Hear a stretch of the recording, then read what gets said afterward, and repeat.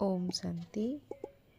आज 21/11/2024 प्रातः मुरली ओम शांति बाप दादा मधुबन। आज महावाक्य बाबा कहले मिठे बच्चे तुमको एबे शिक्षक होई समस्त को मन वशीकरण मंत्र शुणाइबाकु हेबो। एहा तुम समस्त संतान मानकर कर्तव्य अटे।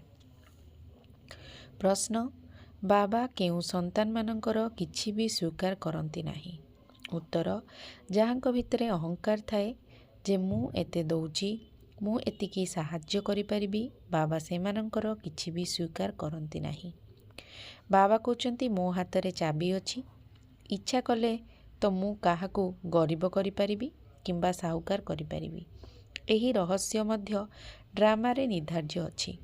जेउमानंकर आज धनवान हेबार गर्व रहिछि सेमाने काली गरीब होई जाइथांती एवं गरीब संतान माने बाबांक कार्य निजर गोटिए गोटिए पैसा सफल करी धनवान होई जाइथांती। धारणा पाई मुख्य सार ज्ञानर खूब विचार सागर मंथन करबाकू हेबो। जहाँ सबू शुणुछ ताकू चिंतन मंथन करबाकू हेबो। अंतर्मुखी होई निजको देखिबाकू हेबो कि बाबांक सहित मोर मन प्राण एमिति लागी जाइछि जे जहाँकि केबे भी भूली हेबो नाही। कौनसी प्रकारर प्रश्न आदि पचारिबारे निजर समय नष्ट न करी जोगर यात्रा द्वारा निजको पवित्र करबाकू हेबो। अंतिम समय रे एकमात्र बाबांकर स्मृति बिना आउ कौनसी भी विचार न आसू। एहार अभ्यास एबेठारु ही करबाकू हेबो। वरदान दृढ़ संकल्प रूपी व्रत द्वारा मनोवृत्ति को परिवर्तन करुथुबा महान आत्मा भव।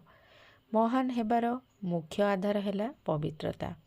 एही पवित्रता रूपी व्रत को प्रतिज्ञा रूपरे धारण करिबा अर्थात महान आत्मा हेबा। तेबे जे कोनोसी दृढ़ संकल्प रूपी व्रत मनोवृत्ति को परिवर्तन करि देइथाए।